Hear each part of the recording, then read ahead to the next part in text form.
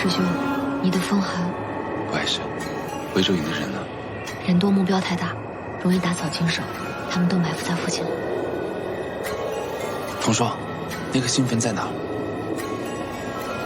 看到那边那个墓碑了吗？我在坟下雕了2张纸钱。今晚一定会把装神弄鬼的人都抓住。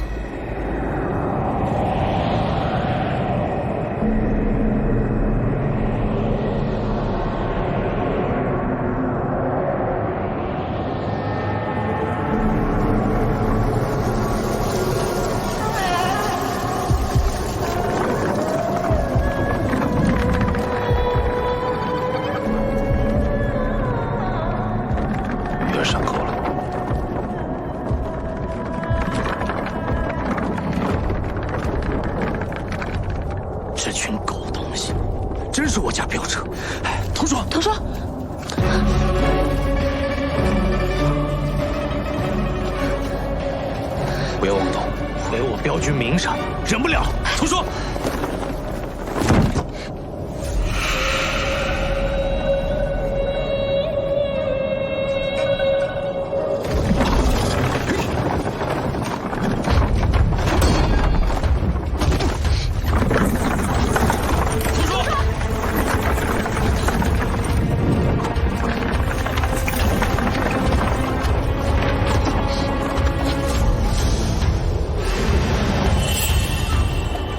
师妹，把那灯笼打灭了。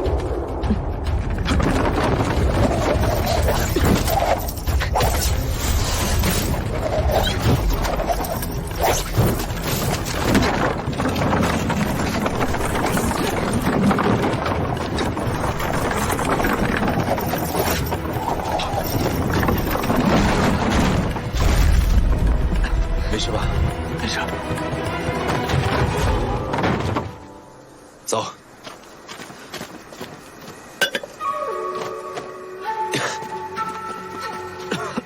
师妹，你帮我拿下那个灯烛。谁在那儿？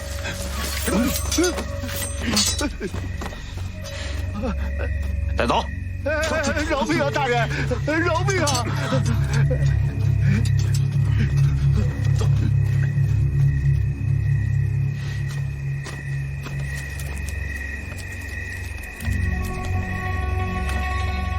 你刚刚太鲁莽了，大哥。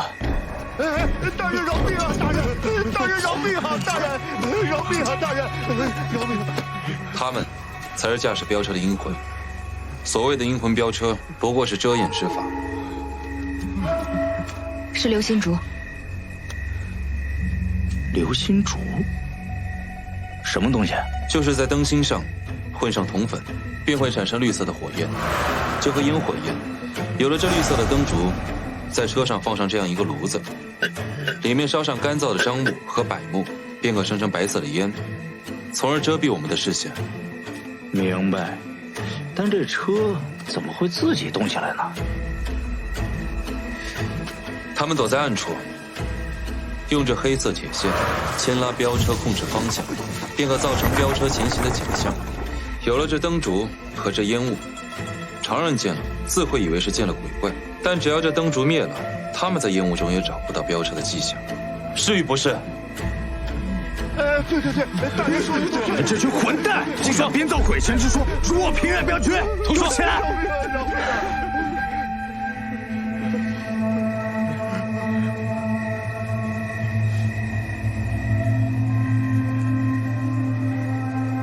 大人莫见怪。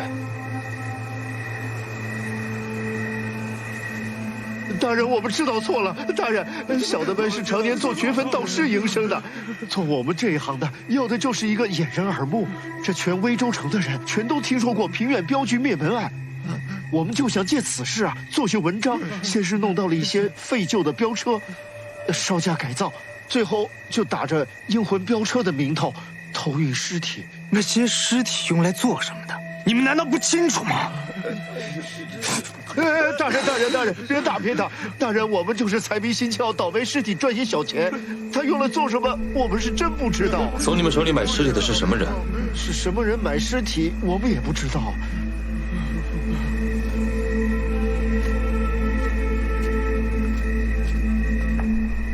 看来他们只是小角色，那些买尸的和仙水河上游的人，应该是同一批人，他们才是我们要找的人。那这些人怎么办？要不要我再打一顿？够了，他们只是盗尸贼。王捕头和师妹在商议，就交给他们。啊。计划是个好计划，而且也只有我们两个去是最合适的。但我还是有点担心。这计划确实有些冒险了。我倒不是担心危险，主要童双现在莽莽撞撞的，我担心他那心里的火气马上冲出来了。此事关系到平远镖局，换做旁人恐怕也难以保持平静，何况他这种急性子。肖大哥，童双最听你话了，有机会的话你劝劝他。我跟他说说。商量的怎么样了？如今鱼饵是已经有了，就等着钓后面的大鱼。这次就别让威州营的人掺和进来了，就我们几个人行动就行。这次计划太过于危险，大家一定要谨慎行事。童双，你去闹市口伪装成卖叶狐的小贩，做好街头的标记，暗中观察，切记不可贸然行动。我们也不知道他们是什么来路，只是约定好，每次手里有了货，就在闹市口插草标卖夜壶，有几件货就摆几个夜壶。当天夜里，我们把尸体运到城外小土沟，买尸体的人肯定会现身交易，大家一手交钱，一手交货。彭金卓，你伪装成盗尸人送货，届时童双藏在棺材内伺机而动，给他们来个出其不意。莽夫，一会儿我敲3下棺材板，等他们一开棺材板，我们就打他个措手不及。知道了，知道了，按计划行事啊！哎，知道了。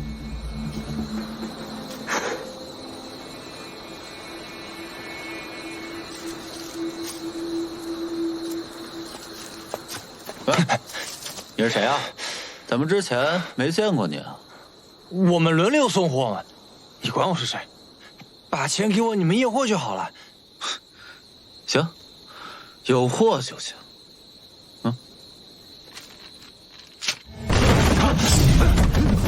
你怎么现在就出来了？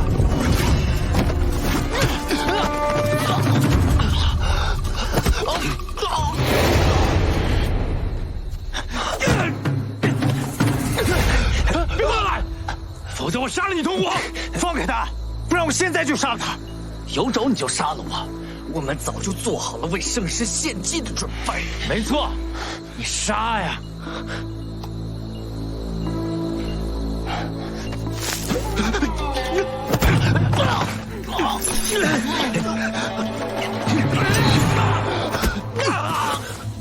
疯子，你没事吧？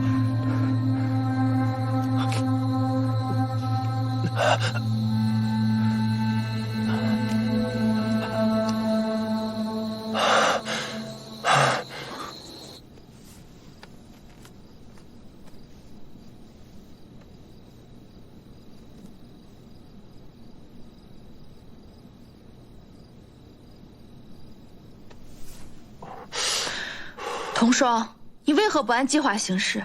你知不知道你差点要了他的命？疯子，对不起，我真怕他们跑了。大哥，霍小姐，这里就麻烦你了。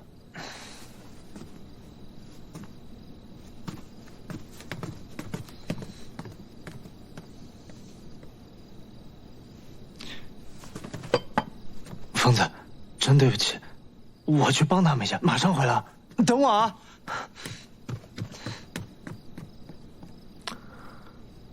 忍着点。没事儿。你们是什么人？说话！问你们什么人？皇天降临，吾等飞升。天化妖火，泽披苍生。皇天降临，别念了，吾等飞升。别念了，妖火，别念了，泽披苍生。皇天降临，吾等飞升。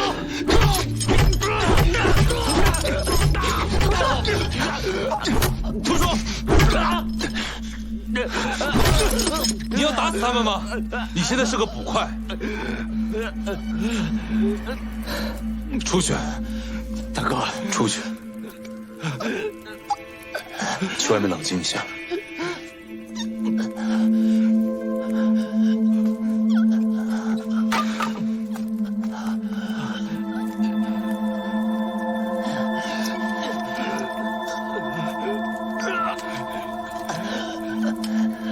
黄天是什么？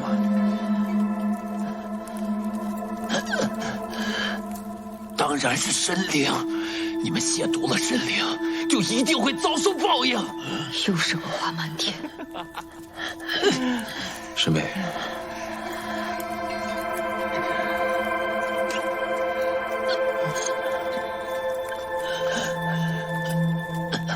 这是什么东西？这是用病死的鸡鸭鹅猪狗猫，还有耗子炼成的污秽丹。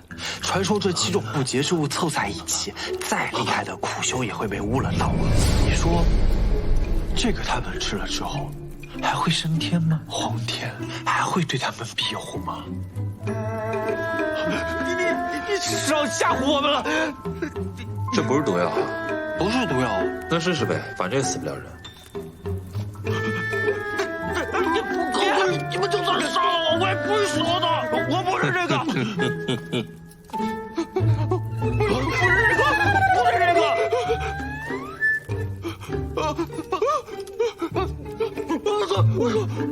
我想知道说，我全都说。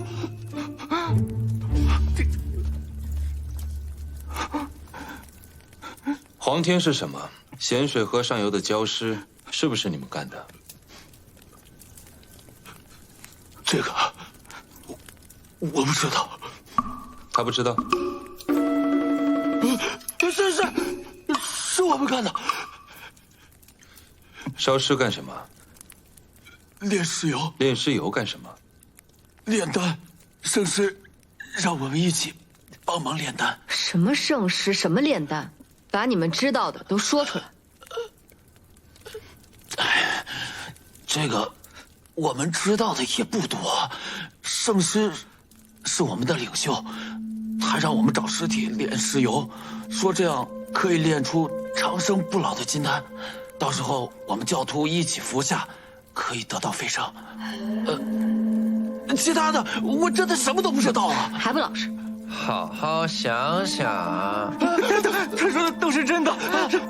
炼丹分为天啸和地淫，我们就是用尸体进行地淫的。天啸和地淫是什么？小样，地淫就是炼尸油。对，天啸就是找活人血。你们有没有见过圣师？没有。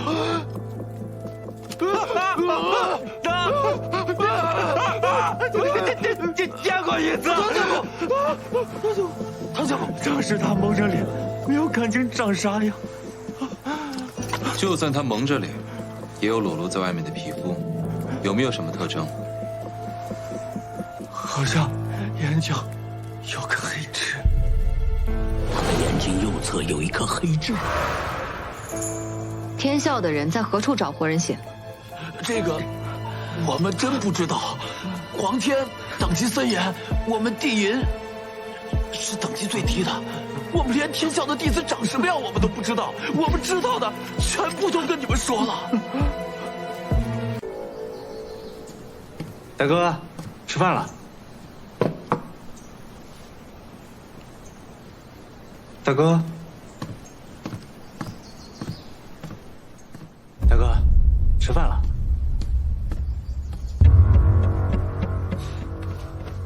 大哥，大哥，大哥。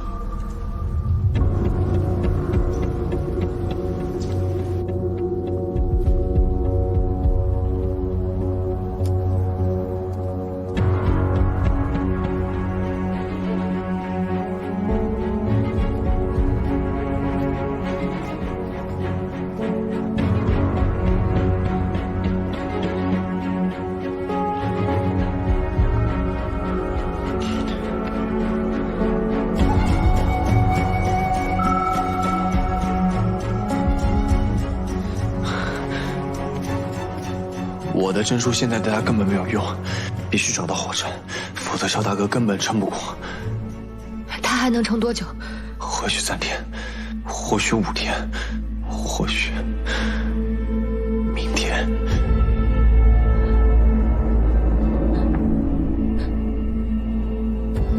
你去哪儿啊？找人。疯子，我们现在还有什么可以为大哥做的吗？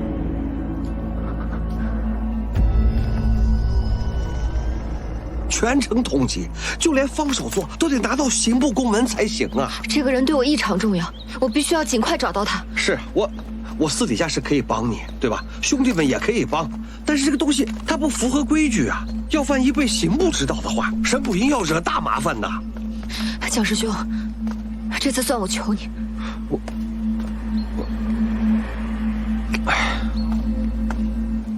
你说这人是谁？不知道。他到底犯了什么罪都不知道。小师妹，我帮不了你，师兄，对不住了。哎，是说时迟那时快呀！我一个草堂头就把那个盗贼给绊倒了。啊？谁知道后边还藏了个偷袭啊！哎呀，所以才受的伤。啊！轻点，轻点。这钥匙哪儿来的？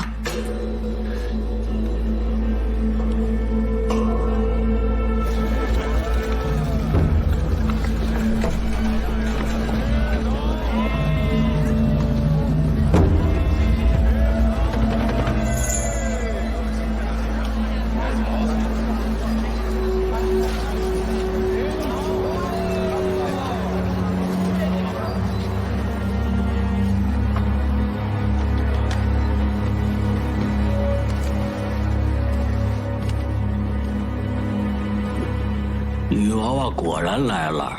你怎么知道我要来？是我故意引你来的，不然我会傻到把药卖给沈捕营的捕快吗？既然知道我在找你，还引我过来，不怕我把你抓回去？把你手上的东西放下吧，我要是怕了，也不会这么做了。你到底想要干什么？我想跟你做笔交易呀。交易？什么交易？他快死了，对吗？什么快死了？你瞒得了别人，可瞒不过我。你知道我说的是谁？将死之人的样子，没人比我更清楚了。那天在鬼市，我只远远看了他一眼，便知他命不久矣呀。如果我没猜错的话，他应该是中了一种寒毒，能撑到现在，已经是个奇迹了。你还知道什么？你们那天到鬼市找我，是想让我手里的火禅为他解毒，看来我没说错吧？既然你说做个交易，那就提条件吧。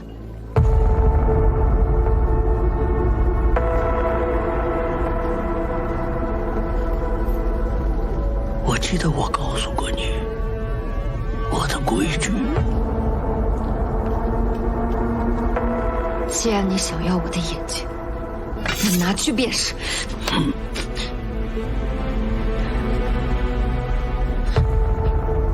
你这个女娃娃这么爽快，倒是很对我的脾气。不过这么漂亮的脸蛋少了眼睛，我还真有点舍不得。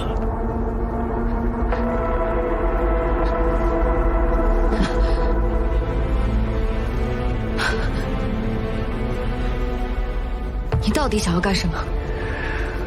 我要小白龙。小白龙是谁？看来那小子没告诉你他的真实身份啊。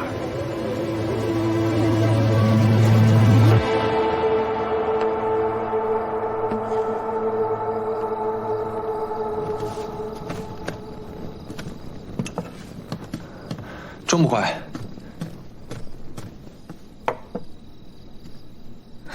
我师兄他怎么样了？萧大哥还在昏迷当中。钟不快，我知道你还在为萧大哥担心。你尽力了。要不是我的失误，萧大哥也不至于到今天这地步。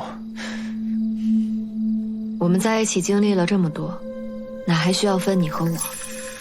谁对谁错，都不重要了。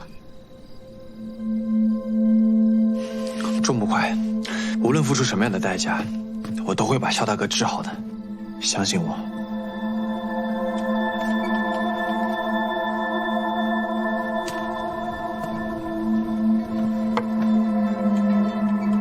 风仵作，其实我一直有件事想问你。你说。那天我们在鬼市遇到的老头，你当真不认识他？不认识啊。怎么突然这么问？没什么，只是我似乎从未听你提起过你小时候的事情。我就是一个农家孩子，小时候遇到了一个江湖游医，教了我一些本事，这没什么好说的。独绝谷是天下第一邪派，坏事做尽了，罪无可恕。所谓风仵作，就是独绝谷的小白龙。独绝谷，小白龙。他手上沾了多少人的血，恐怕只有他自己知道。不可能，风仵作不是做这种事的人。难不成你以为独绝谷谷主的亲传弟子是个连只鸡都不敢杀的活菩萨？那都是假象，是骗你们的。此人狼子野心，誓师夺书，夺走了独绝谷的宝典阴阳册。我找他是为了给我师兄报仇，你拿他当朋友，可谁知道他想拿你们的命换什么呢？看来你还是不信呐。没关系，你把他抓来给我，我跟他当面对质，是与不是自然分晓。你好好的考虑考虑，是你要救的人重要呢，还是一个满口谎言，可能随时会害你们的人重要呢？钟不快，钟不快，今天看起来怪怪的。没事，师兄病重，我心情不好，就是想找个人聊聊天。你放心，我拼了命也会救他的。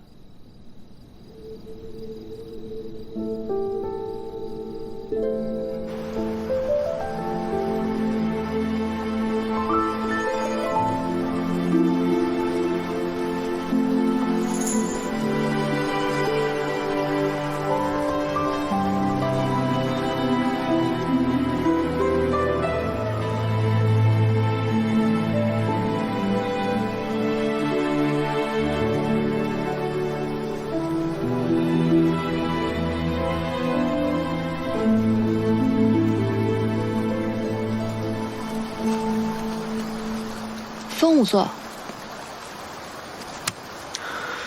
霍小姐，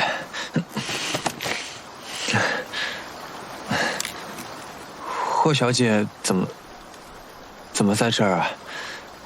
青樱死了，这偌大的霍府只剩我一个人，我实在有些待不住。本来想找萧大哥跟雪曼妹妹聊聊天，但却不知去哪儿找他们。他们睡了。你喝酒了？啊。有心事啊？也没有。我陪你一起走走吧。我看医书里说，七情郁结，只有一情顺利，才能舒缓。风仵作，如果你相信小女的话，不妨把你的心事说给我听听。霍小姐，什么是朋友？为何有此疑问？假如你欺骗了你的朋友，他们还会和你做朋友吗？他们会怪你吗？与人相交，讲究的是一个信字，更讲究一个诚字。如果是故意的欺瞒，自然不行。最起码，我不会与满口谎言之人为友。但有意外。什么意外？若没有害人之心，没有自立之举，善意的谎言有何不可？人这一生，谁还没有几句谎言了呢？就像我和萧大哥，还有钟捕快，之前他们怀疑过我，给我造成了很多麻烦，我也欺骗过他们，给他们造成了很多麻烦。如今事情已经结束了，我爹娘的案子也已经真相大白，我倒很希望和他们成为朋友。君子论迹不论心，看一个人要看他平日的言行。如果是真的朋友，不会在意你过去做了什么，只会往前看。真的吗？当然了，你不就是如此做的吗？我？你愿意待在萧大哥身边，并没有因为他是大齐第一通缉犯而惧怕他、远离他。难道不是因为你打心底里相信他的为人，相信他不是夜煞，所以你为了他的清白而奔走，为了他的安危而忧愁？你自己已经做到的事情，为何还会心有疑虑呢？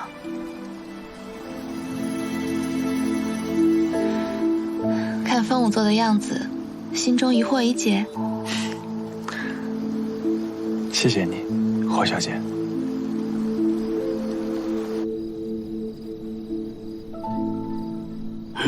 是你要救的人重要呢，还是一个满口谎言、可能随时会害你们的人重要呢？你好好的考虑考虑。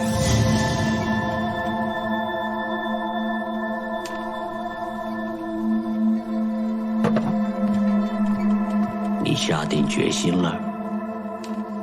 只要能救他的命，让我做什么都行。人我可以给你，火柴呢？一手交人，一手交火柴，人在那儿。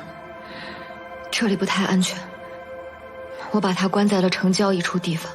我可以带你去，但是事先说好，你若是敢使任何花招，天涯海角我必杀你。前面带路。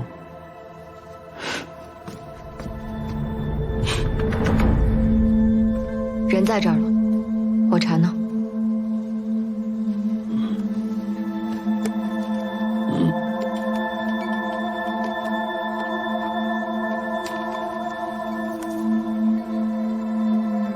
人我带走了，咱们后会无期。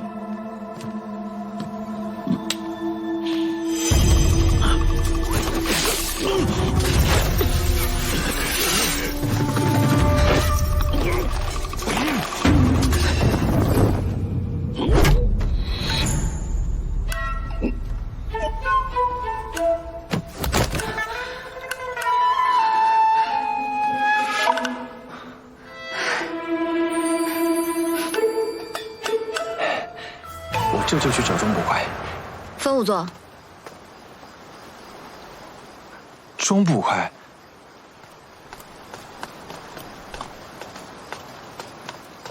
钟捕快，对不起，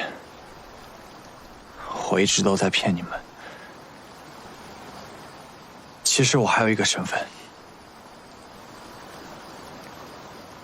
我是小白龙。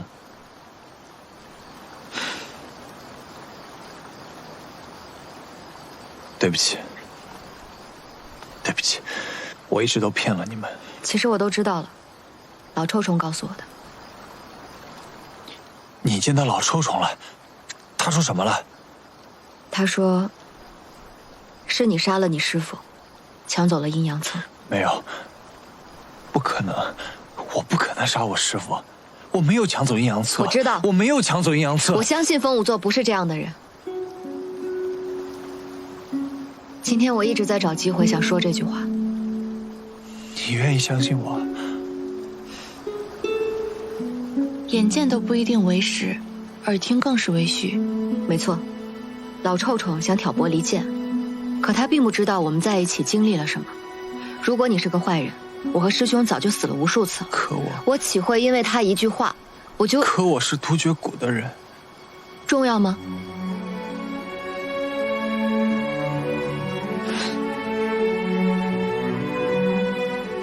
谢谢，谢谢。老臭臭找你，只是为了挑拨离间。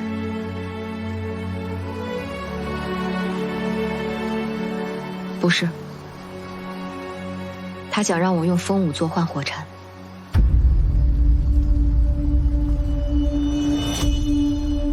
你放心，我不会这么做的。火禅的事，我会自己再想办法。钟不快，拿我的命去换。风舞座，不可能！你把我当成什么人了？听我说，我的意思是，我有办法。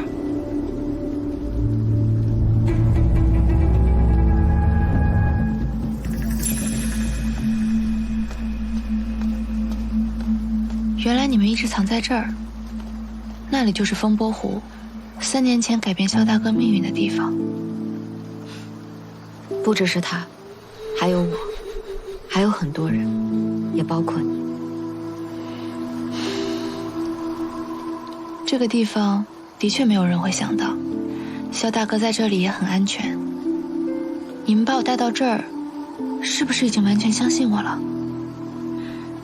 其实把你带到这个地方还有一个目的。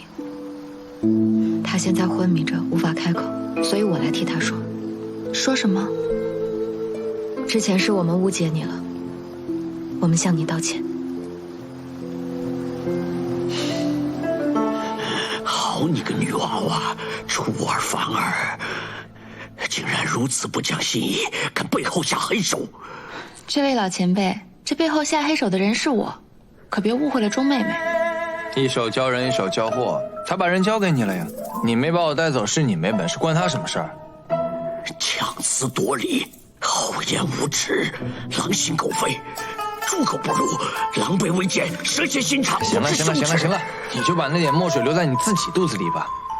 火柴你们已经拿到了，还想怎么样啊？一码归一码，咱俩的事还没结束呢。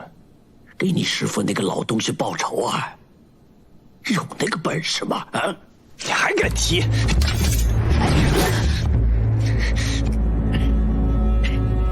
仇人在眼前，你都不敢杀，你这个废物！我恨不得现在就杀了你，但我已经不是杜绝谷的小白龙了，我是神不营的风清浊。我们一定会把你的事情查清楚，将你带回神不营，让你受刑伏法。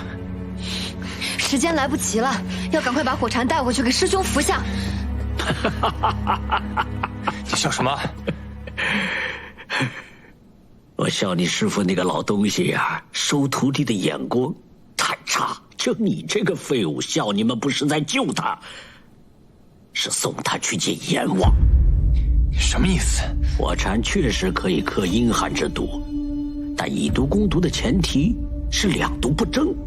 火禅的毒性如此霸道，若他直接服下，他体内寒热会互相交锋，别说是解毒了，立时他就会毙命。这个废物！那火禅到底该怎么用？除非用特殊的药材炮制火禅，才可以缓缓释放。温阳散寒的毒气，逐渐抹去寒毒，这才是正确的解毒方法。你会炮制火禅吗？风仵作啊，你知道如何炮制吗？哼，炮制火禅之法普天之下，只有我会。这笨蛋，他哪知道啊？他说的是真的吗？没错。老前辈，只要你愿意救我师兄，我愿意一命换一命。但风清浊我不能给你，你随便拿我的命怎么样都行，悉听尊便。雪曼，不可。如何？我要你的命干什么呀？屁用都没有！其实这个小白龙的命，我要了也没用。从头到尾啊，我要的只是那本阴阳册。你们把阴阳册交给我，我可以帮你们炮制火禅呢。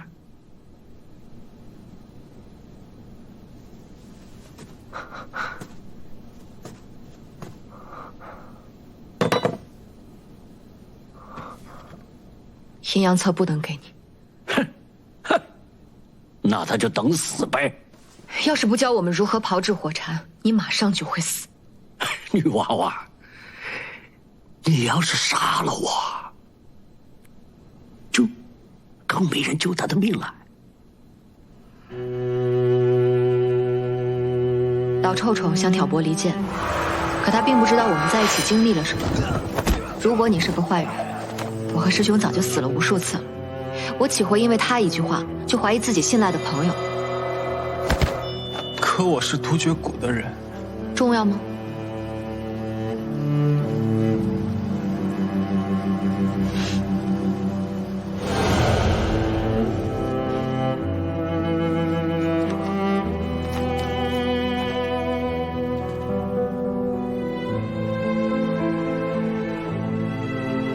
此法要斟酌用量。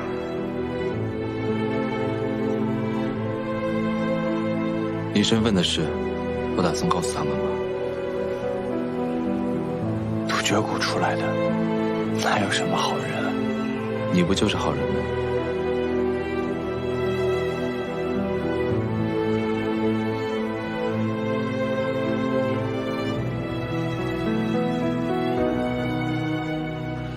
我给。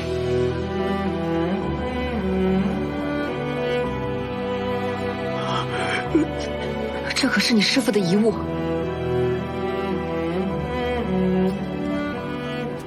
书是本死物，我若因为一本书罔顾了我朋友的性命，我风心卓就不配是一名医者。用一本书换我朋友的命，挺直的。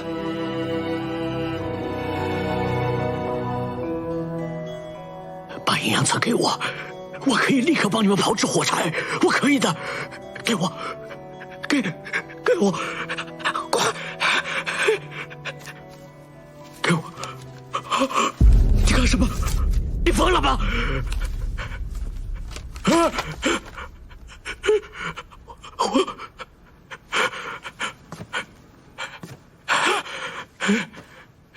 你什么人我最清楚，我先给你一半，等你解毒成功之后，再给你另一半。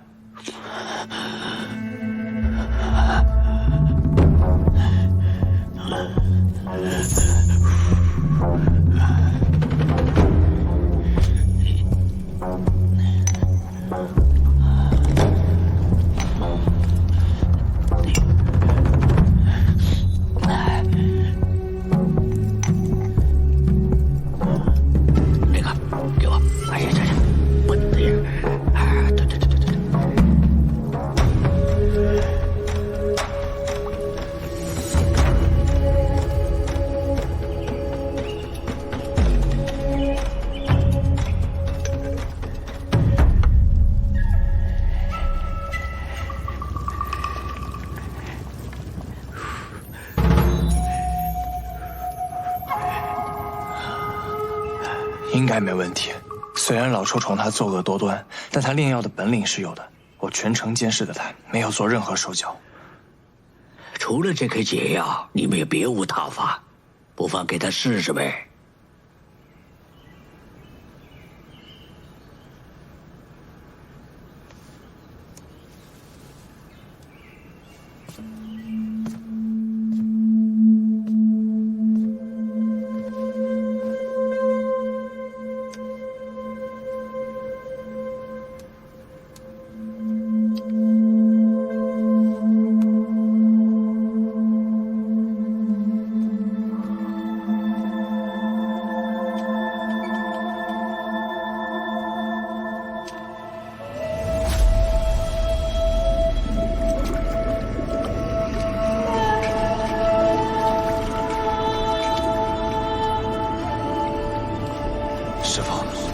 是不是三宝家？我是不是海牙护儿？海牙当年到底发生了什么？叶煞他是谁？师傅，我时间不多了，你说话，师傅，师傅，师傅！幸存者都是夜煞，只要还有一个幸存者，还有一口气，夜煞便会无休无止的出现，包括你。首相是神，是所有还活着的海牙人的信仰和光明，他永远都不会死，他会带着我们一直活下去，直到他付出应有的代价，直到为所有的海牙百姓报仇雪恨。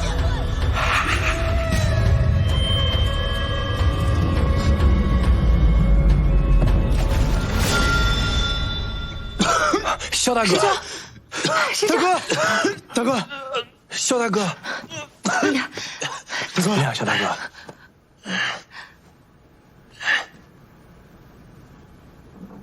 我感觉没那么冷了。疯子，你太聪明了吧！太好了，你研制出解药了。不是我，是他。咱俩倒是有些缘分啊。前辈，让您受累了。可您现在关乎到一件很重要的案子，在案子未查清之前，就只能先委屈你。说好的，帮你解了毒就放我走，现在毒解了，又言而无信。你们这些人，真是一点信义都不讲。算了，我也不跟你们计较。说吧，什么案子？夜煞的案子。哈，夜煞，你不就是夜煞吗？天下无人不知，无人不晓，你萧北明就是夜煞，还来问我，真是笑话。前辈，要是这么聊的话，您怕是就很难走了。我大哥已经查到很多你跟夜煞有关的证据，你老老实实把这件事说清楚，免得受皮肉之苦啊。就算有证据，那又能拿我怎么样？把我交给官府啊？那我就继续指认萧北明。哎，还是你们现在谁有胆量，现在就把我杀了？哎，我们不会把你杀了的，我们自然有我们的办法。那你想如何？老臭虫的名声，那在江湖上是臭名昭著。你害了多少人，有多少仇家，您自己不会不知道吧？我们只要把你的消息散播出去，不出2日，你必死无疑，而且还会死得挺难看的。我师父说了，对待什么人就用什么方式。你师父想不出这么下作的方法，你是跟他们学坏了你。你少废话，你不是阴阳册吗？只要你告诉我们夜煞的消息，我不仅能保证你暂时的安全，而且那半枚阴阳册我也会给你的。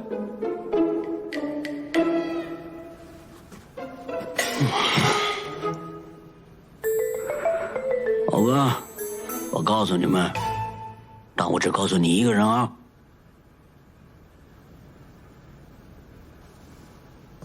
好啊，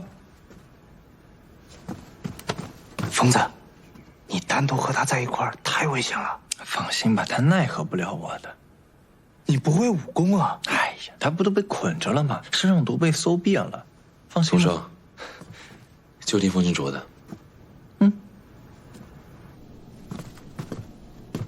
大哥，来。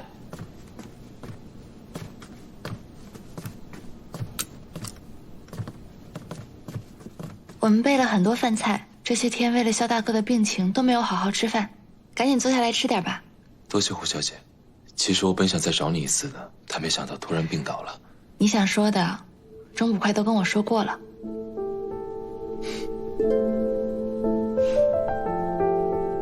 都过去了，别放心上。风仵作呢？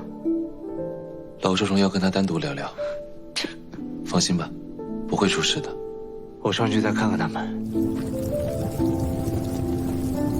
放心吧，没事的。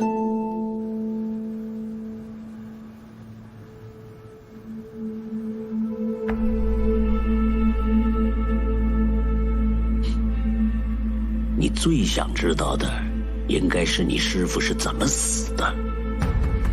是你杀的，你在谷主大赛的比试中输给了我师父，身中剧毒。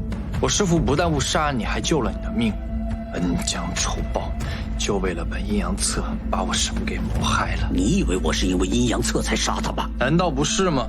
独绝谷中同门互相下毒验毒，本就是谷里的规矩。谁要是被对方毒死，那是学艺不精。只有你们师徒假装圣人，故作虚伪，只学解毒之法。自你师父当上谷主后，便禁止同门互毒。长此以往，独绝谷可都变成你和你师父那种软弱之人，那独绝谷还如何威震江湖呢？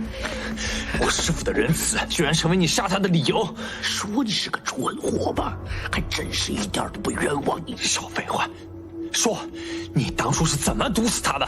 冰心草。冰心草，冰心草的毒我都能解，我师父怎么可能被毒死？说起来好笑，你现在是个仵作，但当时你没忍心对自己的师父下刀验尸。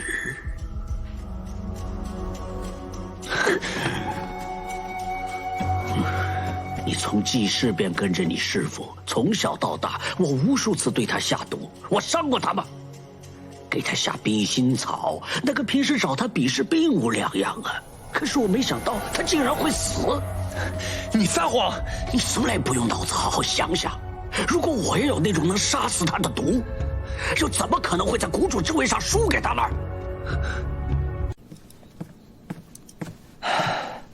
还没聊完？没听清在聊什么，就是疯子聊的挺激动的。先吃吧。我可是把你师父的事情都告诉你了，你现在想如何？夜煞案里，楚广煞和霍宗耀的吃经是你练的，你和海洋那群人什么关系？我可以把我知道的都告诉你，但你得放我走。这你就别做梦了。阴阳册我可以给你，但在夜煞案查明之前，我们是不可能放你走的。那你就杀了我呗，我一死，你大仇得报。但你们想要知道的事情，恐怕永远都查不着了。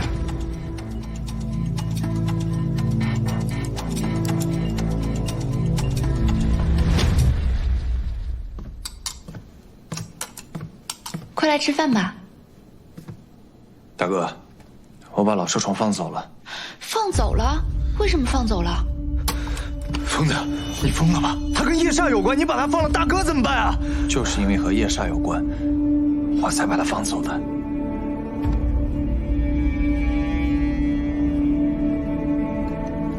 老臭虫的夜煞的线索要挟你。我可以告诉你一件事，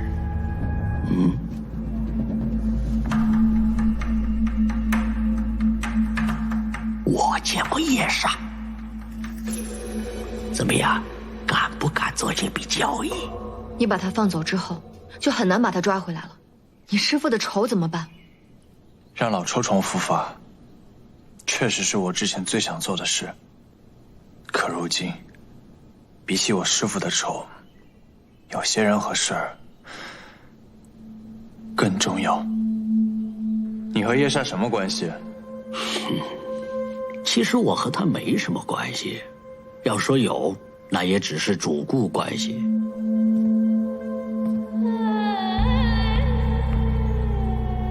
你怎么来了？有新任务。他找到我，让我给他炼制一种毒。你知道，这种事情我最感兴趣了。你认识他？那我不认识。你不是见过他吗？他蒙着面呢，我看不清真容。对不起啊。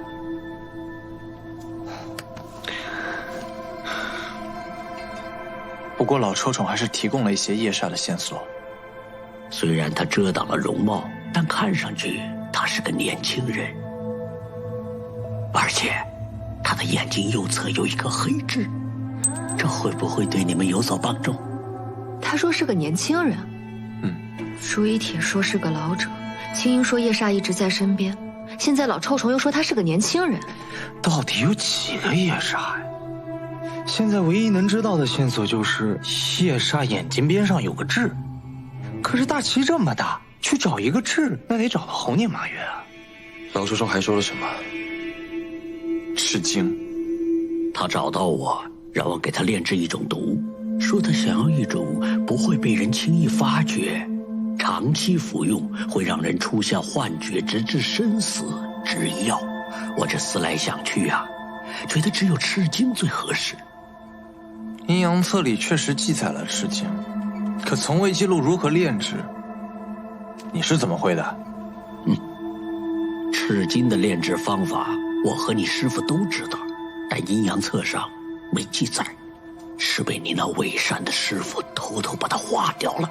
当时你师父觉得赤精的炼制过于残忍，不想让这种方法流传于世。还好我记得呀，要不然赤精那么好的东西，那就失传了。那赤精到底是什么？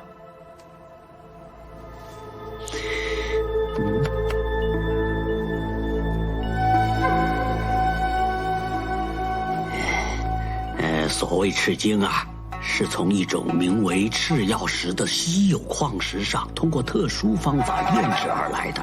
找到赤曜石并不难，难的是找到炼制的药引。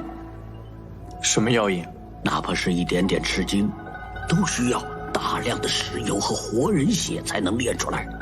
尸油和活人血？我把原料和炼制方法都搞进了夜莎，这没想到竟然让他弄出来赤精了。不愧是夜莎呀，那么多赤精，也不知道他杀了多少人。竟然有如此残忍的炼毒方法！现在不管有几个夜莎，是老者还是年轻人，我们都必须要尽快抓住他，不然会有更多无辜的人枉死。老臭虫刚刚还提到了一个线索。什么？赤曜石，赤曜石既然稀有，产地必定不多，我们可以从这下手。这个应该不困难，我现在就去找。注意安全。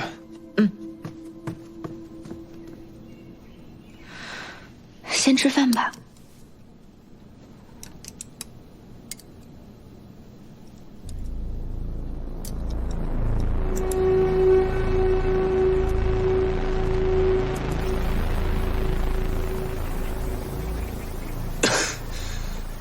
小白龙，你有话还未说完，应是要对我一人说的吧？是有件事，我没告诉钟捕快他们。我的病，你怎么知道的？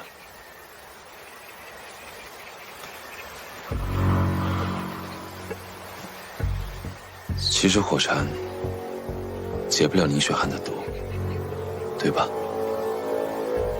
萧北明的毒根本就没有解。没有解？不可能！你骗我！你这个蠢货！你以为用以毒攻毒的方法就能解他的毒吗？那也只是激发了他仅剩的一点点元气而已。你若不信，你去看他的胳膊，一定出现了一道青色血痕，因为那是毒性已经进入到了他经脉的症状。那一道青色血痕会慢慢的变深扩大，一旦变成黑色，弥漫到整个胳膊，他的死期也就到了，他最多也就再活1个月。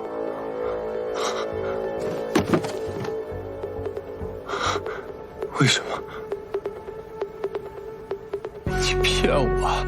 我并没有骗你啊！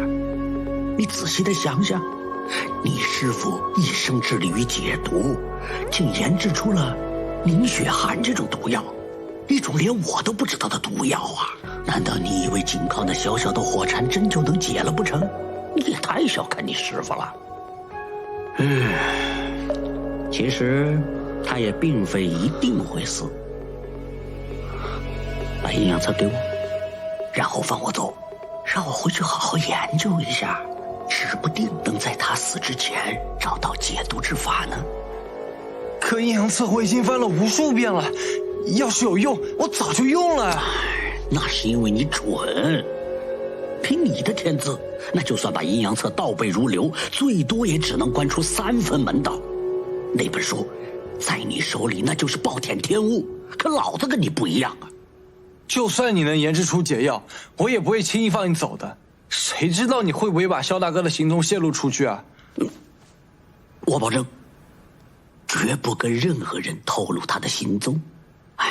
虽然我制毒作恶无数，但我行走江湖，讲究的就是信字。怎么样？敢不敢赌一赌？你放走老臭虫，说是为了叶煞的线索，其实是为了我。叶煞的线索，就算我问不出来，你和钟捕快也能调查出来，我又怎么可能不经过你们同意就放他走呢？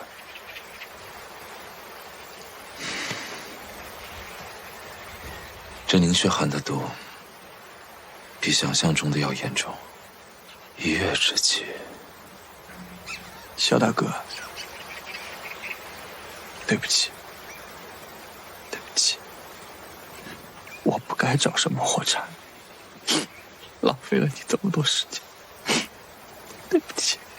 别这么说，若不是你拼命找回火柴，我怕是连这1月之期都没有。是你多给了我几十天的生命，可我还是没把你医好。好了，小白龙，小白龙，是我该谢谢你，替我拼命去找解药，又替我保密，没有将这件事告诉师妹和童霜。若是被他们2个人知道了，哪还管得了什么案子，什么夜煞呀？肯定都围着我转了。就1个月了，还要查案？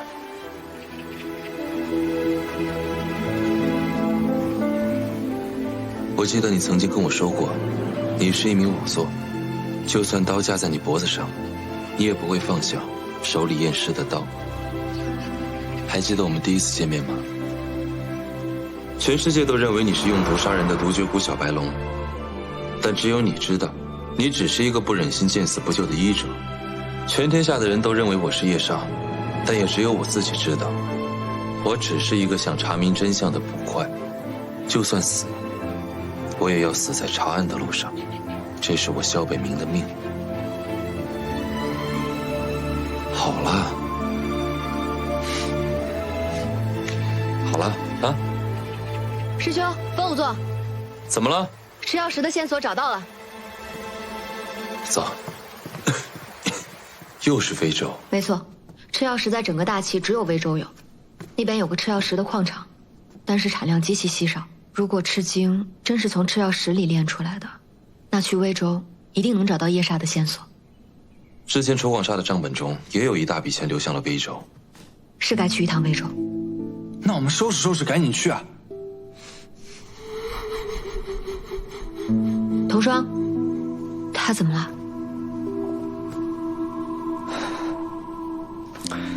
我带你们去威州，我是威州人。你威州人？从来都没有听你提起过你的家乡啊。对啊，你一定很久没回家了吧？这次可以回家看看家里人。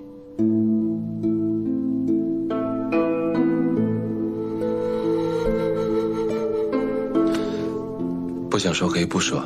哎，没事儿，既然都说到这儿了，没什么不能说的。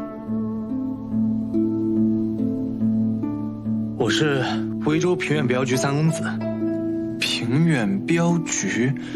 我知道那个镖局，他们不是被……对，被灭门了。对不起啊，我不是故意要让你回忆之前的事。没事儿，都过去这么久了。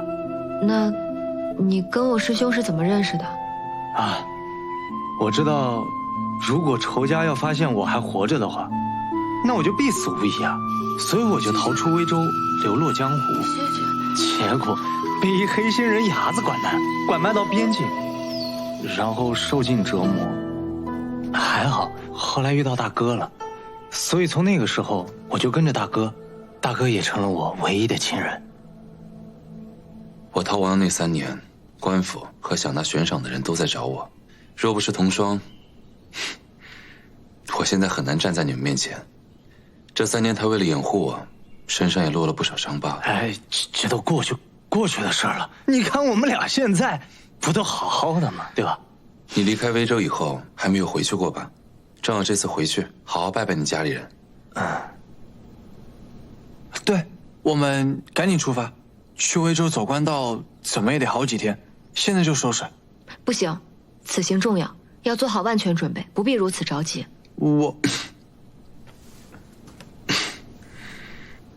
我就是怕夜长梦多。也是，但是得先收拾下行李，明日一早出发吧。师妹，你和风金卓还有童双都是神不营的正直捕快，若想离京去外地，须得寻个正当理由，否则会被治个擅离职守之罪的。我倒是想到一个去魏州的办法。神捕营从塞外订购了10匹马，这马呢运到魏州出现了疫病，数十匹马被困在魏州，需要神捕营派人把马运回来。你的意思是，毛遂自荐，疯子会医人，那说他会医马有什么问题吗？我？对啊，当然没问题啊。可这是份又脏又累的苦差事，神不营上下都避之不及。你们主动请缨，方天正反而会怀疑你们的。我有办法。瞧瞧，我这平头大将军，长得又肥又壮的，真好看。哎，来，叫他一声平头大将军。哎，好，好，好，平头大将军的蛐蛐真厉害，行了吧？你是不是傻？哎，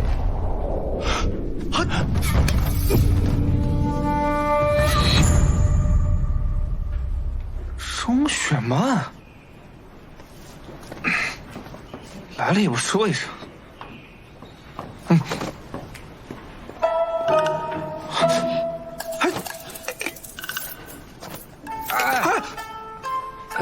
钟雪曼，你干什么？前几日在神捕营附近闹事的，是你的债主吧？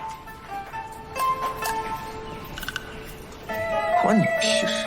我记得之前有人提醒过你，再赌就打断你的腿。看来你还真是死猪不怕开水烫，这是要把我们神捕营的脸面丢尽了才高兴是吧？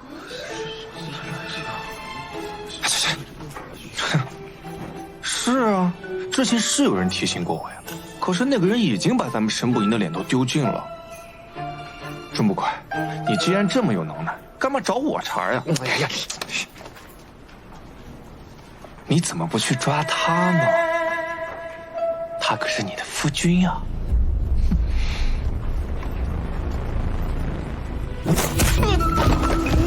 师妹，你干嘛呀？你怎么下死手啊？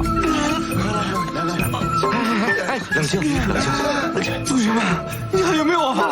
啊，你这么嚣张是吧？你打死我呀！你别出来！都给我住手！石座，叔，他打我，他又打我。闭上你的嘴！你跟我来。啊！钟雪曼，你能不能让我消停几日？安分一点对你来说就那么难吗？要不是看在你爹的份上，我能忍你到现在。当初是你跪着求我要去查风尸案，结果怎么样？凶手消失，一无所获，白白的给安贞营做了嫁衣。我还搭了一个朱衣帖进去，到现在音讯全无。没关系，顾全大局，我忍了。再然后，你背着我私下和安贞营沟通，和那个诸葛孔云合作，事态紧急，我也忍了。现在呢，祸伏案告破，你什么都不告诉我。钟捕快，你是根本没把神捕营放在眼里，根本就没有把我这个首座放在眼里。祸伏案涉及夜煞，属安贞营的案子，按照律法，我无法透露给您。如果您想知道案情，可以自己去安贞营问。好，回答得好。看来我神捕营这座小庙，容不下钟捕怪这尊大佛。那你可以走啊。我只是查案而已，而且就算是走，也不该我走。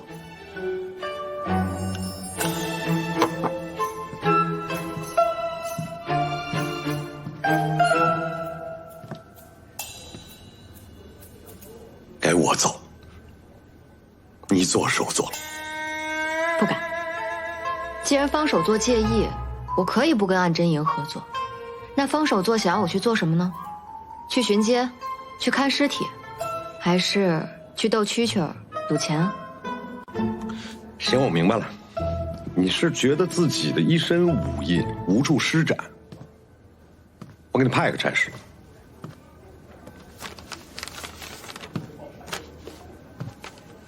魏州出了个病马案，你跑一趟，查清楚以前不要回来了。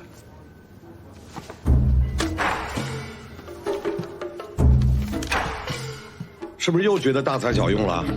不如和暗真营一起出生入死来的那么威风。没事，你把那腰牌摘了，把那官服一脱，去暗真营当密探啊！我可以去威州，只是路途遥远，我得要帮手。啊，童不快，他是威州人，他可以帮忙。风舞做能医马，我想要他们2个陪我一起。很会挑人啊！啊，挑这俩都是我烦的。赶紧带着他们2个去威州查清楚之前，不要让我在京城看到你们仨。遵命。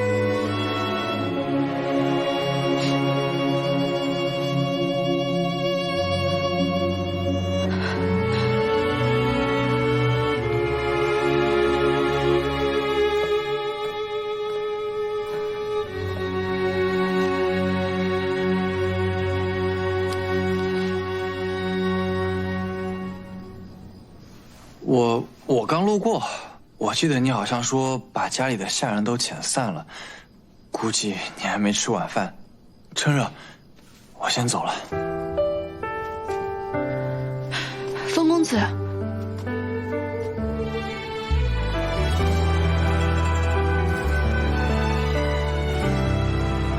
可以陪我走走吗？耳边一缕清风微远，许下最深刻的誓言。星河倒影不如你容。霍小姐，煌煌岁月，怎么了？一眼色万年，回忆倾泻，流转在我们之间，谈笑画面，酿成一杯眷恋。没事。永远太远，若能留住时间，在你身边转瞬即年。如何珍藏，才能铭刻思念？若心未现，千万里人未远，此情不变。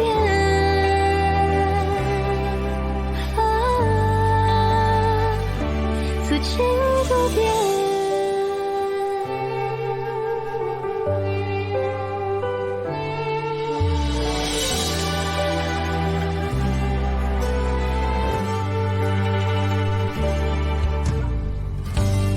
耳边一缕清风微远，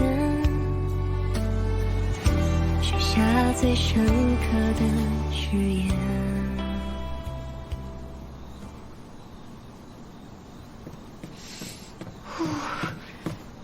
师妹，你坐。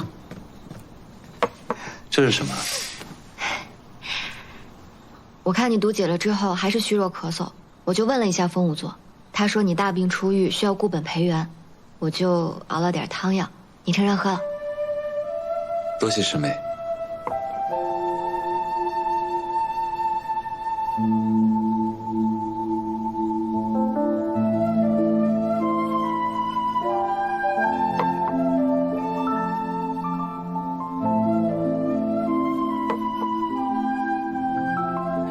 方连正今天吃了大亏，晚上回去怕是都睡不着觉，就算睡着了，梦里全是你这个白眼狼。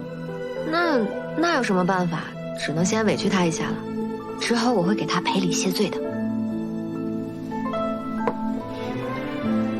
这么开心啊？你的毒解了，了却了我很大的一桩心事。不管这次魏州之行顺不顺利，只要我们有足够的时间，一定能帮你翻案。我当然开心。师兄，你有心事啊？没有，就是担心此次威州之行。这有什么可担心的？说不定这次我们还能抓到叶煞呢。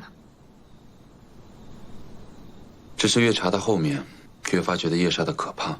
不知道明里暗里有多少人的性命在他手上断送，也不知道在未来会有多少人因为他丢掉性命。所以我们一定要尽快抓住他。但愿吧。不是但愿，是必须。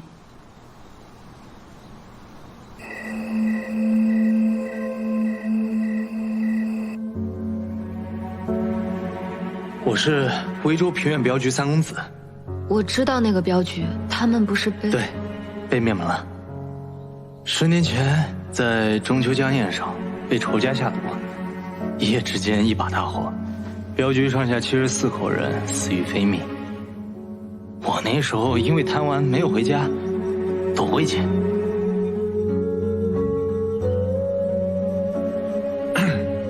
那你这些年找到仇人了吗？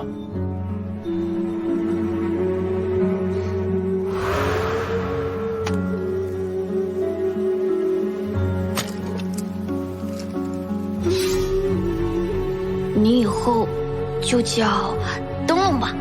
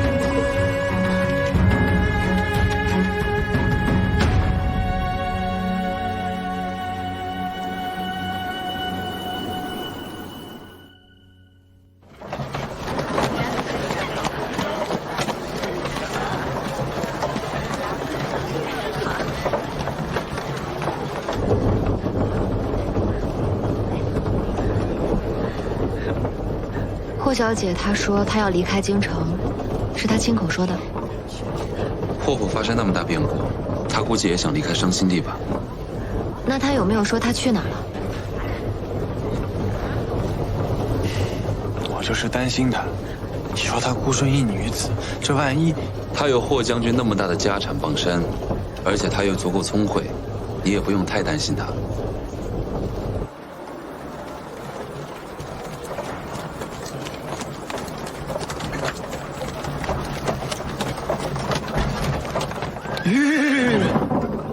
霍小姐，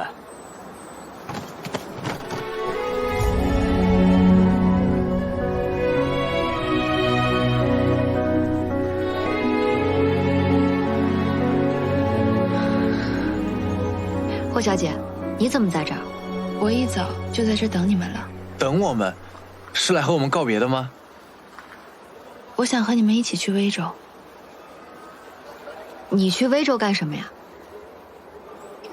我很想知道，海牙到底有什么，想查清楚我的身份。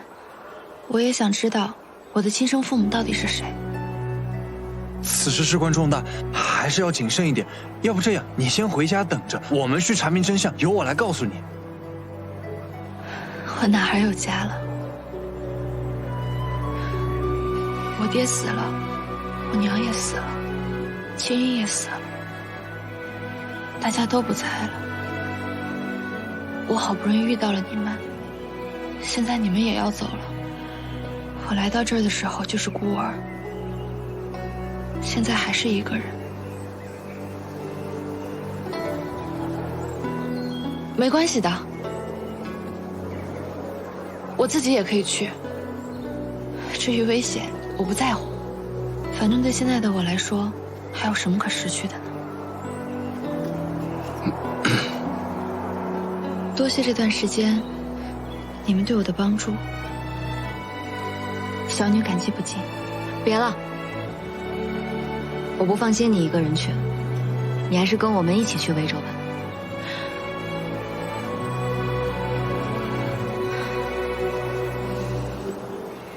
真的？带着你查案又不是第一次了，你还愣着干什么？还不快把他的行李放到我们的马车上？那我去帮他。真的让他跟我们一块儿啊？也好让身边有个伴嘛。霍小姐，最重要的是为了风清浊。我可以的。我来。疯子，他怎么了？这跟疯子有什么关系啊？不该问的别问。哦，走吧。你出门带这么多箱子，里面装了什么呀？都是些衣服，还有胭脂水粉。你不带枪不带棍，带这些干什么？为了美啊！我们是去查案的，查案也要美美的呀。我有点后悔带上它了。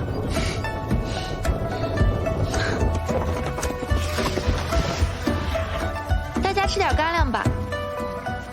霍小姐，我来拿，我来拿。来，大哥。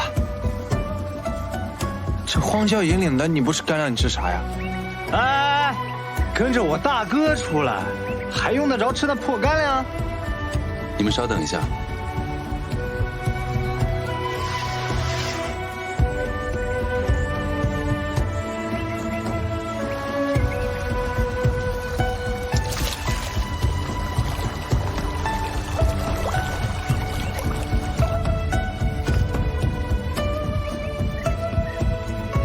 这里条件有限，给你们小露一手。我记得你以前在神捕营从来不愿意进厨房，你现在这是……我逃亡这3年，若还是十指不沾阳春水，那我早就饿死了。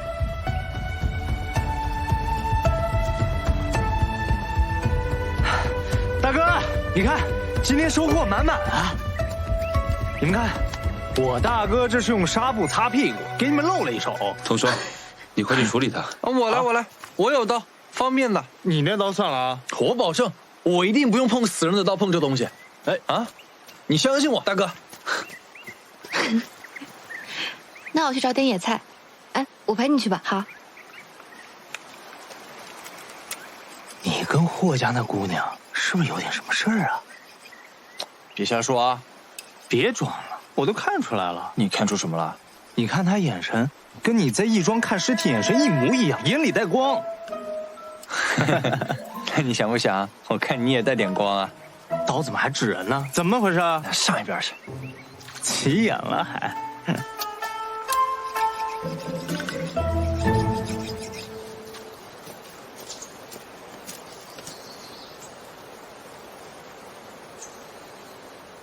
谢谢你。谢什么？谢谢你，同意让我跟你们一起去威州，也让我知道，我不是一个人，我还有朋友。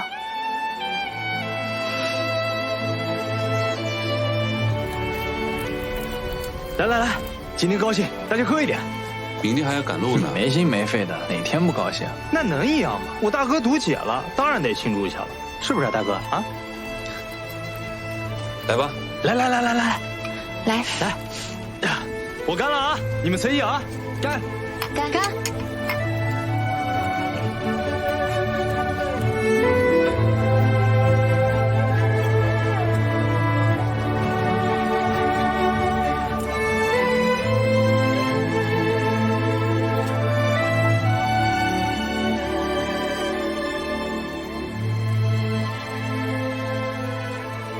你们有没有想过，找到夜煞之后，各自都有什么打算？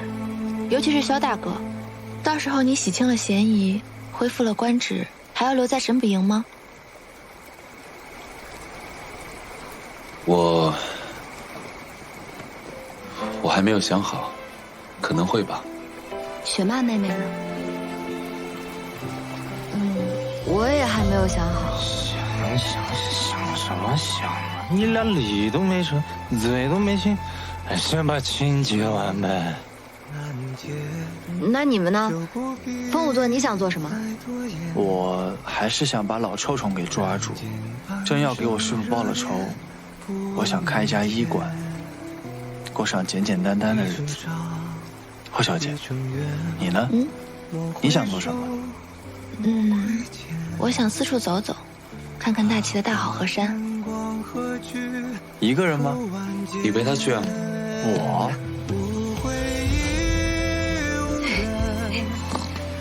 无双，无双。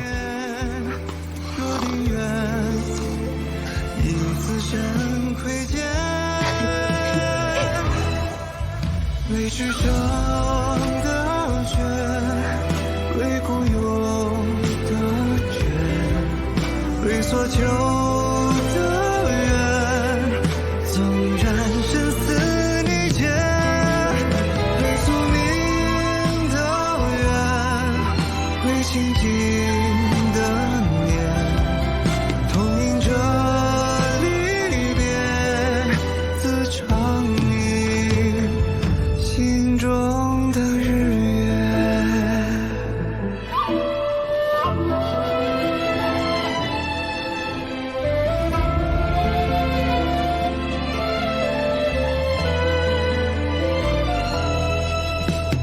若难解，就不必再多言。两尽寒生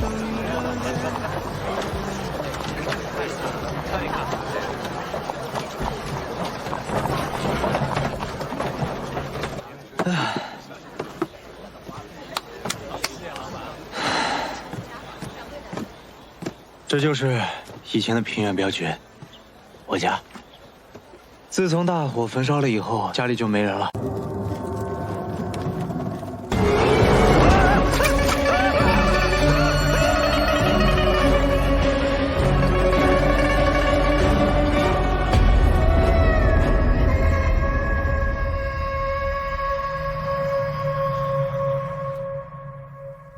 这就是以前的平原镖局，我家。自从大火焚烧了以后，家里就没人了。但估计收拾一下能住。肯定能住，这不比客栈要安全多了。进去看看。好。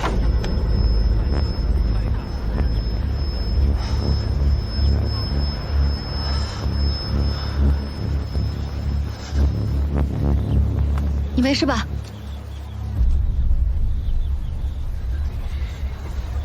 没事，路上没有休息好。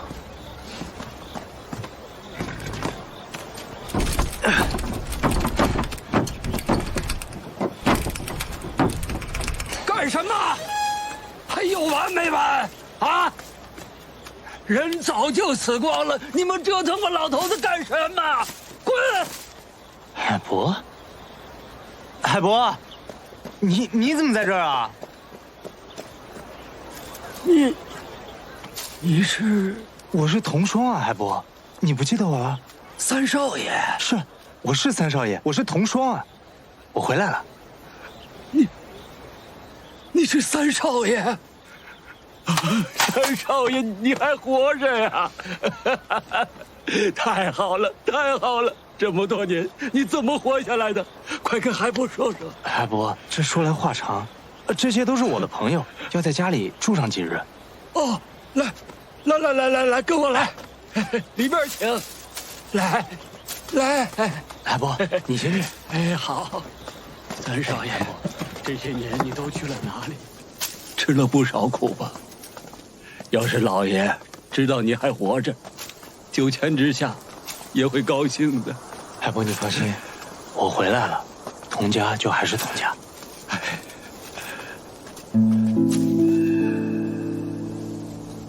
爷，儿子，别走镖回来了。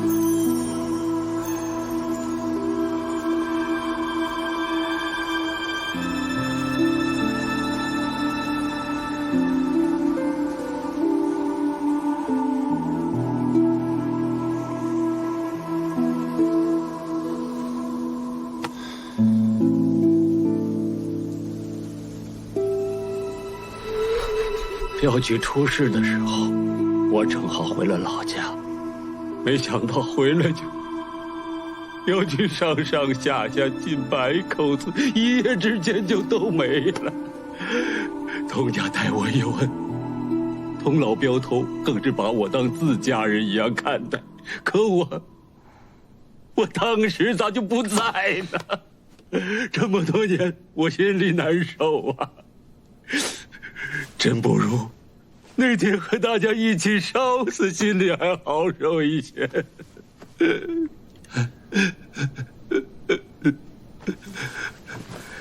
海波，都已经过去了，现在不是还有童双在吗？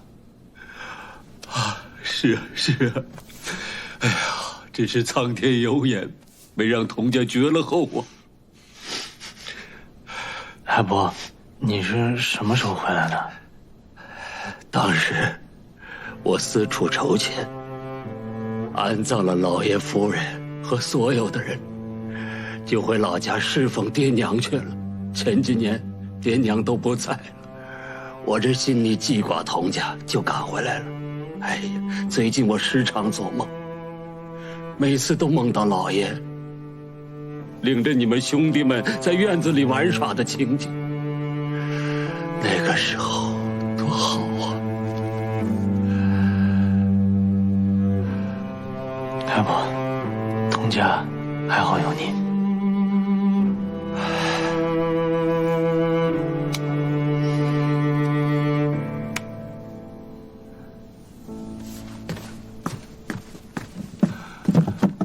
你们都饿了吧？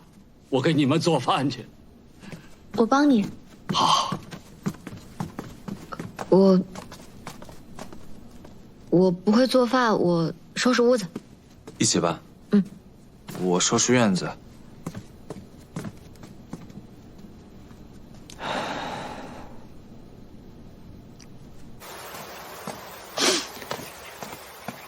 疯子，你放那儿吧，等会儿我来。小事儿。你别动手了。这会大家都在忙，我总不能自己闲着。你的图还没解，可不能再劳累了。这个院子太阳好，我待着也舒服，你别时时刻刻盯着我。去忙吧。海波，我在这呢。啊，三少爷。哎，我来。别，干你的活，你手脏，我脏。行，那就放东院那屋吧。好，那儿没死过人，吉利啊。好嘞，少爷。走啊！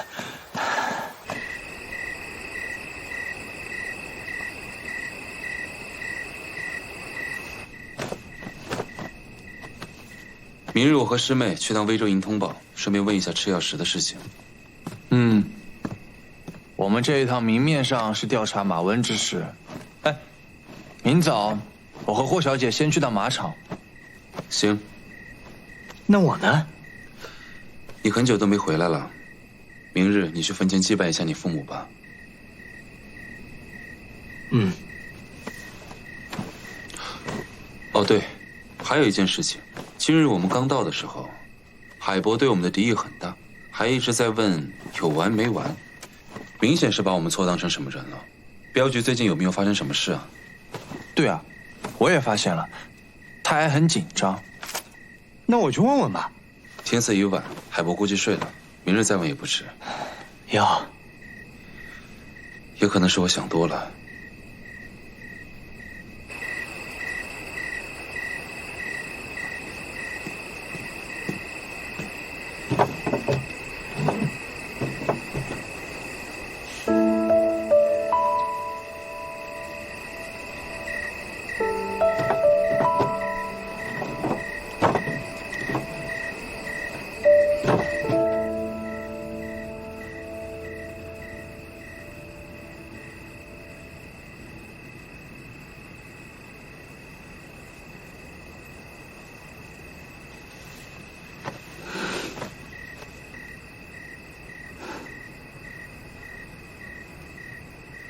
还不睡？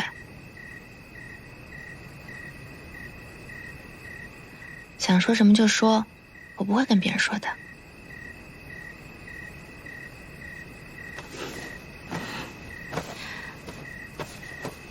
霍姐姐，你说喜欢一个人，是不是一定要跟他在一起？我知道了。如今萧大哥的毒解了，你也觉得他不是夜煞了，所以你的小心思又开始动了。什么小心思？我们成过亲的。你想听听我的意见？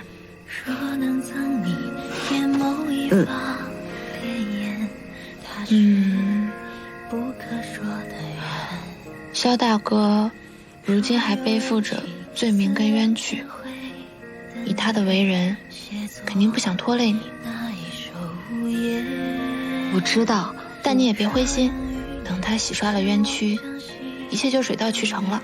但在那之前，你也有2个选择：第一，你主动问他，问问萧大哥是怎么想的；第二，你等萧大哥先说，他那么聪明，心里跟明镜似的，一定会在合适的时机告诉你他的想法。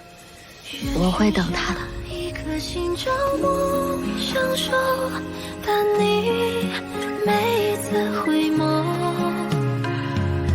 愿思念将心事藏进。我就知道你会笑。睡觉睡觉。愿此生你同岁月皆无忧，与我心上花春秋。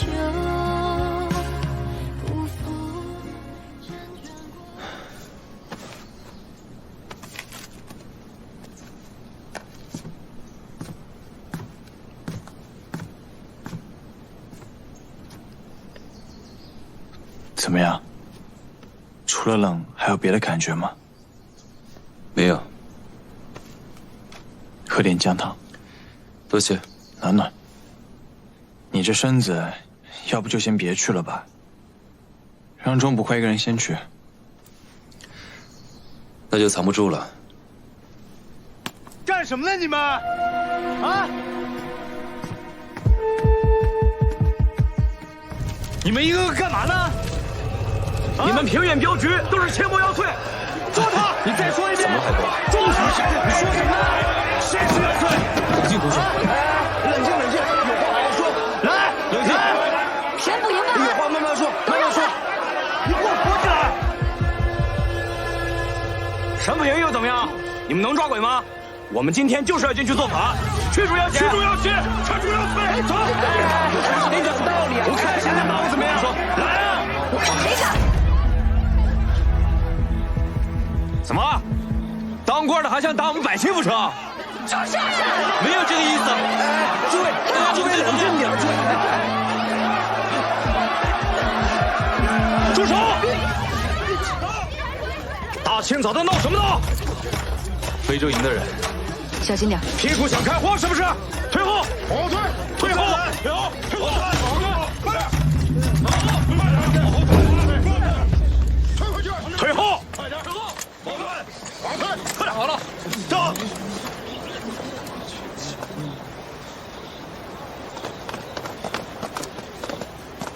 不知几位神捕营大人在这儿？威州营王飞虎，施礼。王捕头无需多礼，我等也是奉命来此。奉命？兵马之事。敢问几位大人名讳啊？在下钟雪曼，这位是莫冲，莫捕快。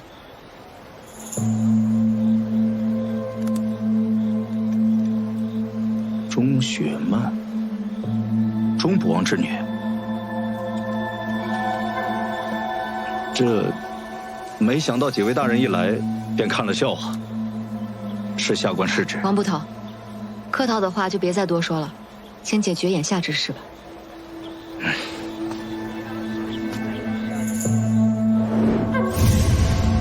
李狗蛋，又是你带头是不是？不是我，赶紧给我过来！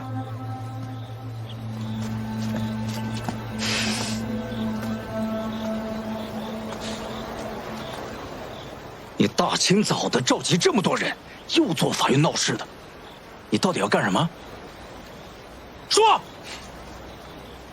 不是我们闹事儿，是平远镖局他们先闹事儿。谁？你再说一遍，谁？冷静一点。平远镖局已经这副模样，还能闹什么事？我没胡说，就是阴魂飙车的事儿。王捕头，您是知道的呀。王捕头，这阴魂飙车是怎么回事？阴魂飙车就是一些鬼怪之事，没有办法证实真假，所以我们也没有办法管。不是谣言，我亲眼看到了。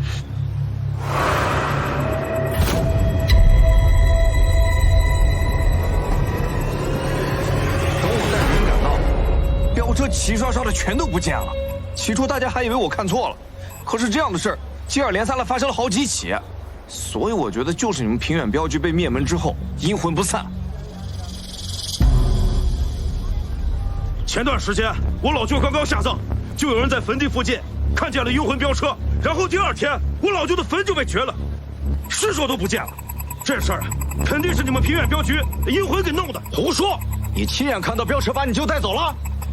那倒没看到，不过可不止我一家，他们很多人都遇到这种事儿了。大家说是不是啊？是啊！你们平远镖局要不给我们个说法，这事就没完。对，没完。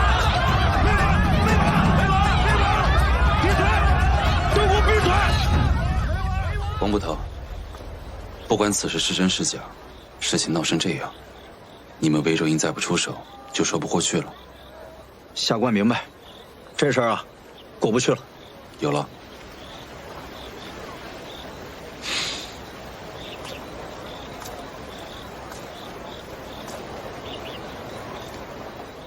我跟大家说一下啊，我们威州营一定会把事情查清楚，给乡里乡亲一个交代。大家有申冤的、报案的，来威州营找我。但是，今天起大家再聚众胡闹，被我抓到，绝不轻饶。散了。行了，都散了吧。我走了。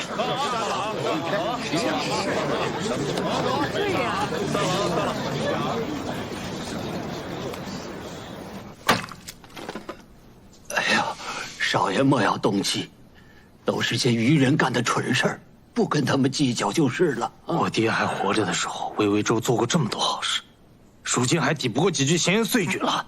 无风不起浪，事情是因为平远镖局的飙车起的。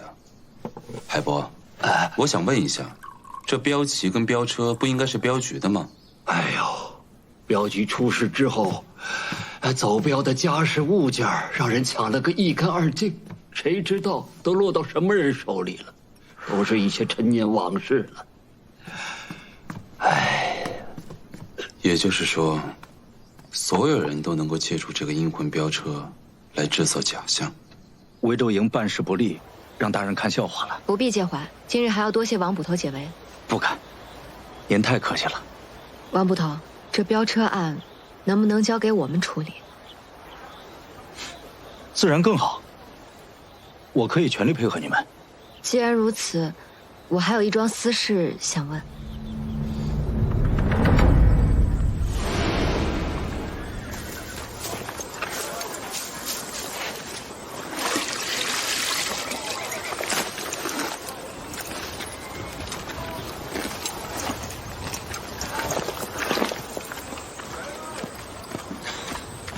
这些马看起来如此无精打采，看来确实病得不轻啊。这草料有什么问题吗？看不出什么问题。方才这些马都吃得甚欢啊。哎呦，别动！这马怎么又这样了？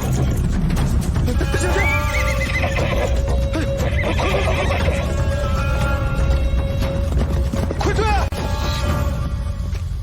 怎么回事啊？真是对不住，方才没吓到二位吧？刚刚吃草的时候还好好的。我轮值的时候啊，马匹只受惊过2次，但每次受惊过后，他们都没精神了。这雅医堂的人呐，也都开了药，但是这病马的病情就是不见好转，反而有越来越严重的趋势。马除了吃草便是饮水，既然草料没问题，便是饮水有问题。你们平日都从哪里取水喂马？今天这桶水是我去马场西侧的一条河里打的。今天，那往常会不一样吗？有时候我们想偷懒，就不去河那边打水了，就直接在马场里的井里打。为何如此舍近求远啊？这个呀，也是上面刚规定的。那条河叫咸水河，是从那边山上流下来的水。因为河水略带咸涩，所以百姓们都不愿喝这条河里的水，反而用来喂这些牲口啊正合适。而这马场井里的水呢，水质纯净，所以就规定啊用来给人喝的。原来如此，这也恰好说明了为什么这些马匹并不是每一次喝完水都会受惊。问题一定出在那条河上。赤曜石，钟捕快喜欢这石头。哎呀，但太可惜了，早知道你喜欢的话，我就给你找一些来了。不过现在威州已经见不到这石头了。这赤曜石如此稀少珍贵吗？稀少倒是稀少，珍贵算不上。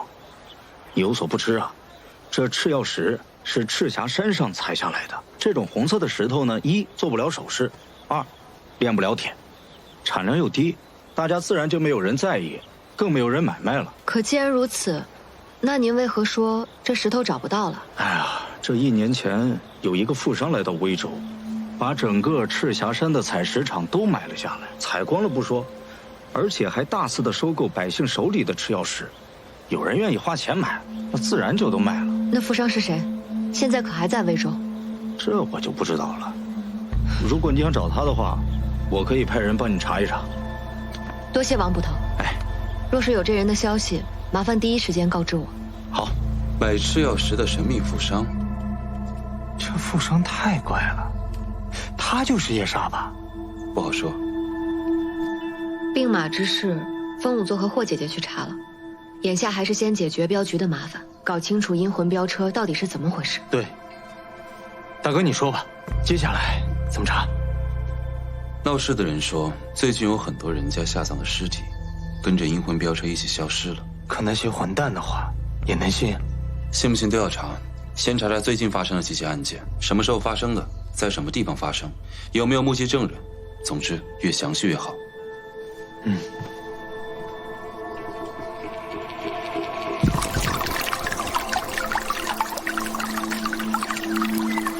来，小心。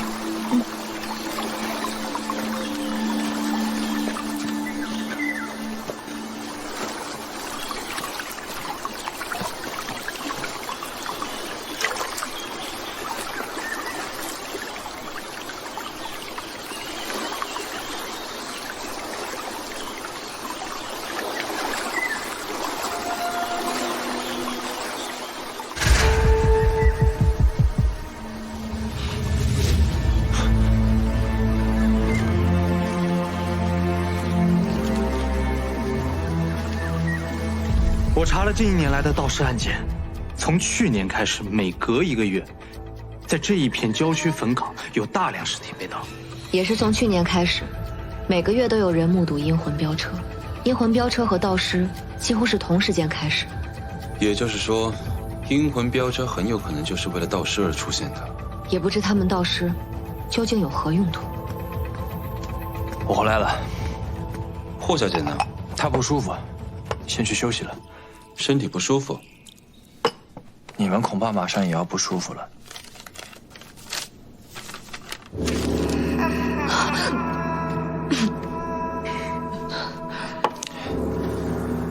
这是人的手指。对啊，只不过被烧焦了。在哪儿发现的？咸水河的上游，而且我还发现了别的东西。